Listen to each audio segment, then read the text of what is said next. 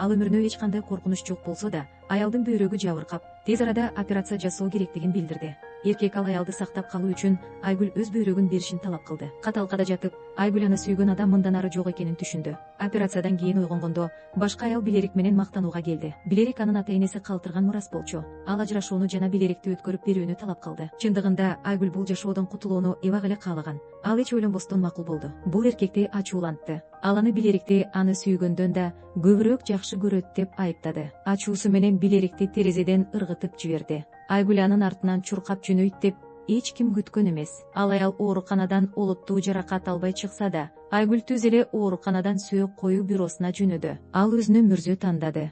Эскерүү үчүн сүрөткө түштү. Анын бир нече күндүк жоголушу эркекти коркунучка салды. Ал адамдарды издөөгө жиберди. Дал ушул учурда анын үйүнө полиция келди.